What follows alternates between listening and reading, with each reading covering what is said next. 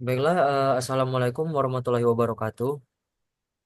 Nah, Waalaikumsalam warahmatullahi wabarakatuh. kami, Warahmatullahi wabarakatuh. oke, kami dari kelompok 5 akan menjawab kumpulan pertanyaan yang telah diberikan dari anggota kelompok-kelompok yang lain em, terkait judul mini riset kami yang berhubungan dengan penggunaan geotekstil terhadap perkuatan tanah timbunan yang digunakan di jalan ganda di kota apa? Kecamatan Kabupaten Karanganyar. Nah, untuk sesi jawab pertanyaannya akan dimulai dari Najwa. Dipersilahkan Najwa.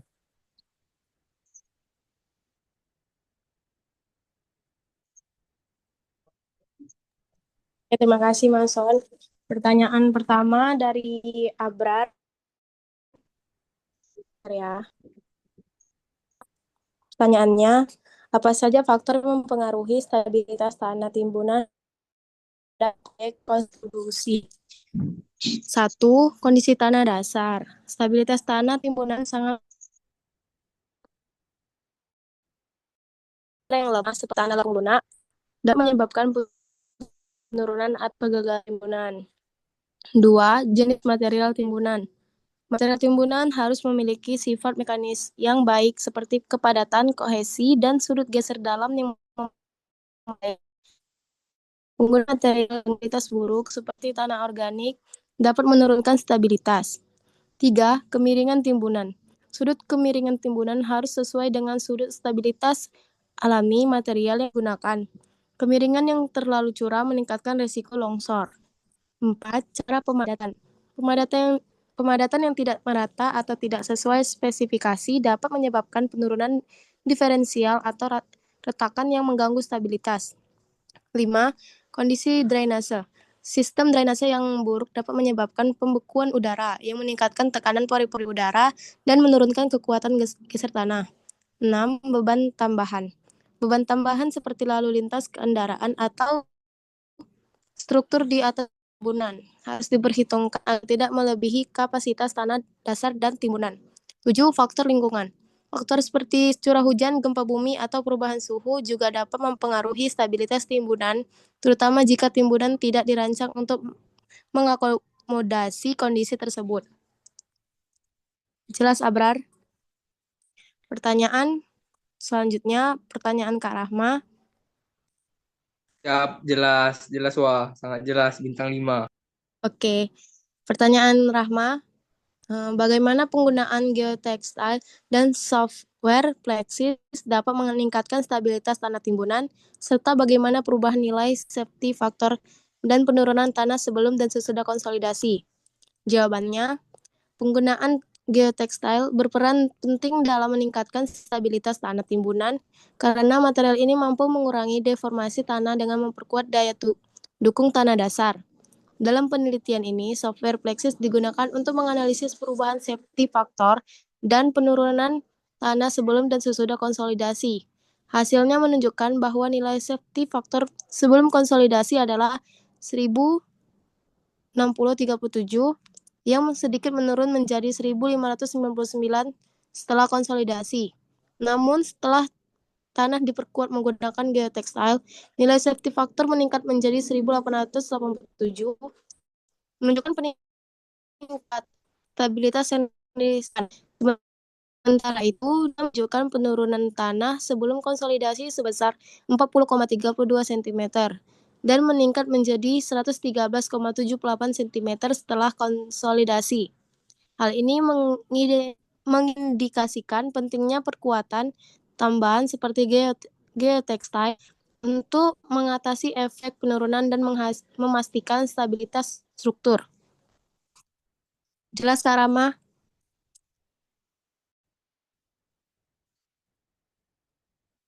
Pertanyaan ketiga, pertanyaan Anda. Bentar ya, sebentar.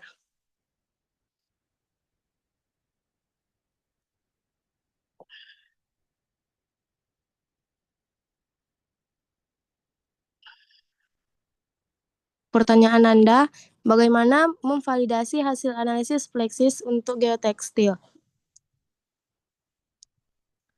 Itu ada 5. Satu, bandingkan dengan data lapangan. Pengukuran langsung, gunakan hasil pengamatan dari proyek nyata yang sebanding dengan kasus yang disimulasikan.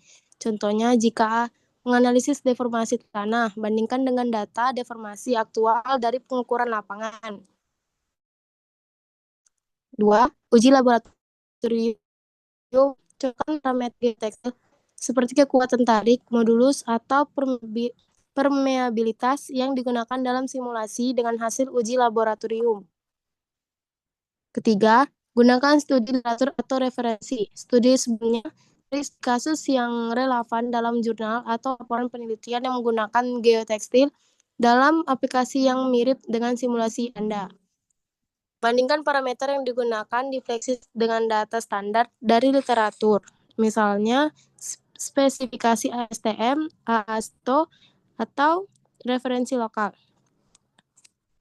Selanjutnya, lakukan perhitungan manual sederhana berdasarkan teori mekanika tanah dan desain geotekstil untuk memeriksa hasil utama atau deformasi atau faktornya. Gunakan metode terjadi untuk perhitungan tekanan tanah dan lihat apakah hasil simulasi dan kisaran jelas.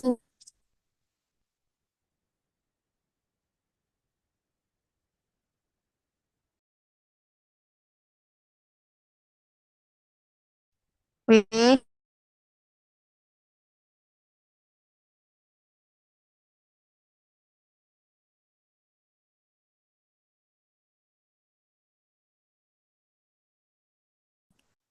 lanjut. Udah ya? Sorry, jaringan kok gak nge-lag soalnya. Selanjutnya mungkin bisa dilanjutkan oleh Khairul Raffi. Khairul Raffi silahkan. Oke, baik. Di sini saya akan menjawab pertanyaan dari Saudara Gilang. Saudara Gilang menanyakan tentang faktor keamanan apa saja yang biasa digunakan dalam stabilitas tim. Oke, faktor yang umum digunakan yaitu yang pertama global safety factor atau juga bisa disebut faktor keamanan global. Dalam faktor keamanan global ini untuk mengetahui nilai keseluruhan faktor keamanan untuk seluruh bidang luncur potensial pada timbunan. Biasanya digunakan untuk penilaian awal kestabilan timbunan. Yang kedua yaitu menggunakan local safety factor atau juga bisa disebut faktor keamanan lokal, yaitu merupakan nilai faktor keamanan pada titik atau bidang luncur tertentu. Atau lebih detailnya dalam mengevaluasi stabilitas pada area yang dianggap kritis. Dan yang ketiga itu faktor keamanan terhadap gaya geser atau kita bisa bilang juga shear strength safety factor, yaitu mengukur kemampuan tanah menahan gaya geser yang bekerja pada stabilitas timbunan. Pada gaya keamanan terhadap gaya geser ini sangat penting untuk tanah dengan kohesi rendah seperti pasir. Dan yang keempat, faktor keamanan terhadap tenggelam, yaitu bearing capacity safety factor. Bisa menjamin tanah dasar mampu menahan beban timbunan tanpa mengalami penurunan yang berlebihan. Sangat relevan untuk tanah lunak atau tanah dengan daya dukung rendah. Dan yang kedua, saya akan menjawab pertanyaan dari Saudari Yola. Saudari Yola menanyakan tentang bagaimana cara pemasangan geotekstil yang benar untuk proyek infrastruktur. Oke, cara pemasangan geotekstil yang benar yaitu yang pertama kita harus menyiapkan lahan.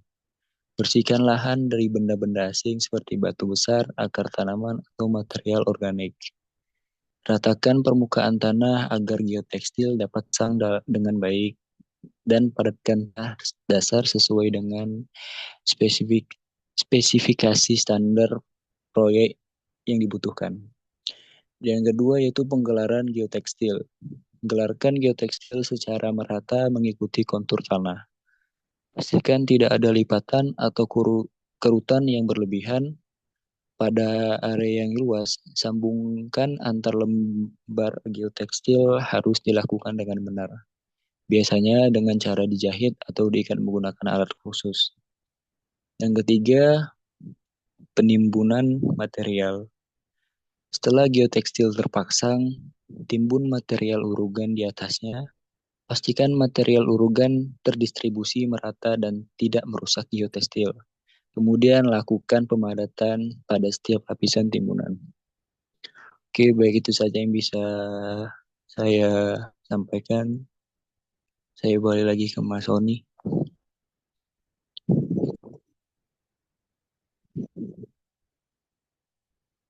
Baiklah Halo Mas setelah On. halo halo. Baiklah setelah bagian jawaban dari Khairul Rafi, kelompok kami akan lanjut ke Mas Nugrah. Nugrah dipersilakan. Udah bisa yang lain. Main. Oh kalau gitu Aji dipersilakan Pertanyaanku Aji. ya belum. Oke, oke, Ya, oke. Baiklah, di sini saya akan menjawab pertanyaan dari Rehan. Rehan bertanya faktor mempengaruhi lamanya umur material geosintetik di lapangan. Jadi faktor yang mempengaruhi umur material geosintetik di lapangan itu adalah kualitas dari bahan geosintetik tersebut. Lalu bagaimana cara kita memilih jenis geosintetik tersebut? Misalnya di tempat pembuangan sampah akhir kita harus menggunakan geosintetik clay liner atau geomembran karena geosintetik jenis tersebut bersifat kedap air. Oke, saya akan lanjut ke pertanyaan Rais. Memilih jenis geotekstil yang tepat untuk pengaplikasian tertentu. Untuk pemilihan jenis geotekstil itu pertama kita harus menentukan tujuan utama dari penggunaan geotekstil tersebut. Lalu kita juga harus menentukan kondisi lingkungan dan tanah di lokasi proyek tersebut. Oke, saya lanjut ke Mas Sony. Baiklah, selanjutnya mungkin bisa dilanjut oleh Afib, Khairul Afib. Afib dipersilakan Afib.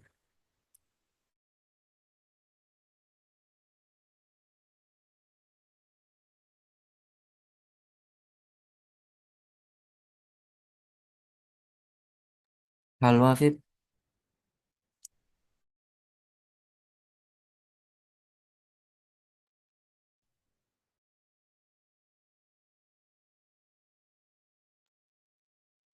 Nugrah masih mau ini, masih mau nunggu. Oke lah, aku aja kalau gitu. Nah, oke oke. Nah, aku ini kelompok tiga. Mungkin saya akan menjawab pertanyaan dari kelompok tiga, ISAS. Pertanyaannya, kenapa dinamakan geotekstil? Mungkin geotekstil nama itu berasal dari kata geo yang berarti bumi atau tanah dan tekstil yang berarti kain atau bahan tekstil. Kenapa dinamakan geotekstil? Ya mungkin karena peruntukan kainnya itu di dalam tanah untuk menahan turunan tanah. Bahannya juga terbuat dari bahan polimer tekstil ya, yang dirancang khusus untuk memang untuk menahan penurunan tanah, pengendalian erosi dan drainase. Mungkin itu saja. Pertanyaan kedua dari Fatan, apa kelebihan kita menggunakan software Fluxys? Kelebihan kita menggunakan softwarenya itu ya tentu untuk mempermudah kita dalam menghitung turunan tanah seperti analisis non linear. Kemudian lebih mudah dalam memodeling tanah yang kompleks. Fleksibilitas dan permodelannya lebih gampang. Mungkin penggambaran 3 dimensi atau 2 dimensinya juga lebih jelas kalau menggunakan software. Mungkin itu saja jawabannya. Pertanyaan ketiga, mungkin dari kelompok 1, pertanyaan Nabila. Pertanyaannya, jika diperhatikan dari presentasi yang telah dilakukan kelompok 5 seperti topiknya berhubungan dengan stabilitas lereng, Dan jika keduanya berhubungan, poin apa saja yang memiliki keterkaitan antara keduanya?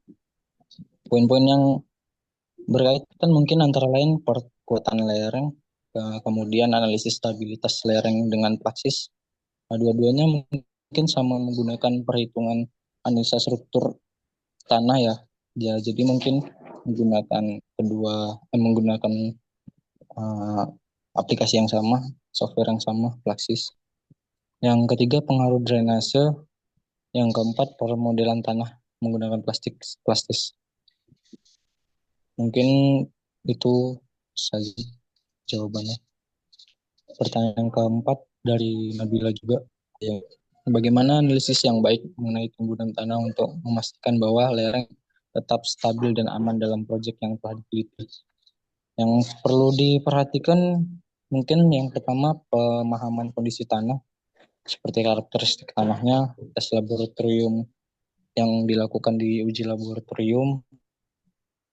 Yang kedua penentuan kondisi lereng, ketiga analisis stabilitas lerengnya, pengaruh kondisi lingkungan juga, rancangan perkuatan lereng, verifikasi dengan simulasi atau pemantauan. Ya kalau simulasinya mungkin bisa digunakan dengan aplikasi Plaxis ya. Untuk memastikan stabilitas lerengnya, pertama-tama lakukan uji laboratorium untuk menentukan sifat mekanik tanah seperti kohesi dan sudut geser internal. Hitung kemiringan lereng dan beban tambahan dari struktur yang direncanakan. Gunakan analisis stabilitas lereng dengan metode keseimbangan batas atau perangkat lunak seperti FASIS. Mungkin itu saja, Oke, baiklah. Mas. Mungkin selanjutnya saya yang akan melanjutkan. Nah, saya akan menjawab pertanyaan dari Bima Prayoga dari kelompok 3. Pertanyaannya berupa, ceritakan kendala kelompok kami selama pengerjaan tugas mini riset. Apakah terkait izin atau hal-hal yang lain? Jadi, baik, kelompok kami tidak ada melakukan survei ya, karena kesulitan dalam mendapatkan izin. Jadi, kami itu awalnya mau melakukan survei ke tempat pembuangan akhir yang ada di Deli Serdang.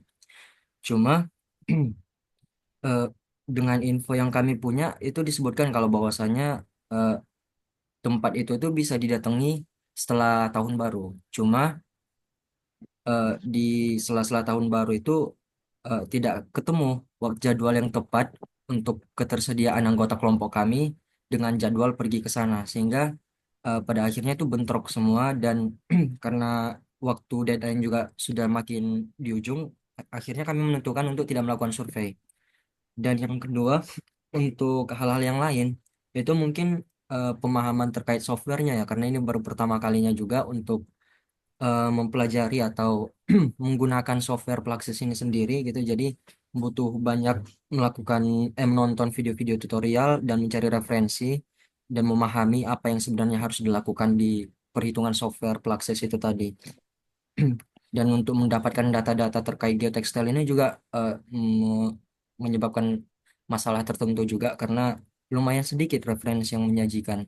Terutama untuk topik bahasan kami yang pertama terkait tempat pembuangan akhir. Itu karena saking sulitnya untuk mencari referensi data, kami pada akhirnya menukar atau mengganti judul referensi artikel yang kami gunakan menjadi perkuatan tanah timbunan menggunakan geotekstil. Jadi begitu jawaban dari pertanyaan Saudara Bima dari kelompok 3. Apakah ada kritik atau tidak puas atau pertanyaan lanjutan, Bima? Dipersilakan. Baik, masih apa atas jawabannya sangat baik. Oke, oke. Terima kasih, Bima. Em, udah semua bukan? Oh, pertanyaan Farhan ya? Digantikan oleh Hoirul Raffi. Silakan, Raffi. Aku belum benar. Oke. Oh Oh, ya, atau, siapa? Apip belum. atau Wafif aja nih. Apip Tadi dulu, dia mau jawab. pertanyaan Nisa sudah dijawab Nugra kan tadi? Udah. Belum kan, Pra? Udah, Isa sudah. Sudah. Oh iya, jawab. Lupa, sorry ya CS. Tadi Oke. pertanyaannya Farhan, yang jawab Raffi atau Afif aja nih? Apip Raffi aja aja, Raffi belum. aja. Apip aja Apip. Aku nggak Dukung tahu Apip. pertanyaannya apa. Yaudah lah aku Oh, aja lah. jalan, Raffi. Oke, oke. Oke, baik. Saya akan menjawab pertanyaan dari saudara Farhan, yaitu tujuan perkuatan tanah dan metode apa saja yang digunakan dalam perbaikan tanah. Ya, oke, yang perlu kita tahu yaitu perkuatan tanah merupakan proses meningkatkan kualitas tanah agar mampu menahan beban yang lebih besar dan lebih stabil. Tujuan dari proses perkuatan tanah ini yang pertama yaitu meningkatkan daya dukung tanah, membuat tanah mampu menopang beban struktur di atasnya tanpa mengalami penurunan yang berlebihan. Dan yang kedua, menekan kuat geser tanah atau menjadi longsor dan pergerakan. Yang ketiga, menurunkan permeabilitas tanah, lalu juga bisa mengurangi laju aliran air melalui tanah, berguna untuk mengurangi erosi dan mencegah terjadinya penurunan tanah akibat letusan. Dan yang keempat, menstabilkan tanah, mengurangi potensi terjadi perubahan volume tanah akibat perubahan kadar air. Metode yang dipakai dalam perbaikan tanah yaitu satu, penambahan material. Dalam penambahan material ini eh, tercakup dua materi, yaitu peningkatan menambahkan material berbutir kasar atau seperti pasir, kerikil untuk meningkatkan daya dukung tanah. Yang kedua, kita bisa lihat stabilisasi, menambahkan bahan kimia seperti semen, kapur, atau bitumen untuk meningkat partikel tanah dan meningkatkan kekuatannya. Yang kedua, menggunakan metode mekanik terbagi tiga juga, yaitu kompaksi, mengeraskan tanah dengan memberikan tekanan atau getaran. Yang kedua itu preloading, memberikan beban pada tanah dalam jangka waktu tertentu untuk memadatkan tanah secara alami. Yang ketiga itu flotation atau menggabungkan getaran dan semprotan air untuk memadatkan tanah berbukti kasar. Yang ketiga menggunakan elektrokimia. Dan yang keempat menggunakan geosintetik atau geotekstil, bahan anyaman yang berfungsi sebagai filter, separator, dan penguat. Yang kelima menggunakan metode injeksi jet grouting, menginjeksikan campuran dan air bertekanan tinggi ke dalam tanah untuk membentuk kolam tanah yang diperkuat. Oke. Yang Mungkin keenam menggunakan metode thermal. Oke, baik itu saja yang bisa saya sampaikan. Terima kasih. Apip, mungkin jawabanmu mungkin bisa jadi tambahan. Kalau enggak, kau iniin aja. Jawab aja. Oh,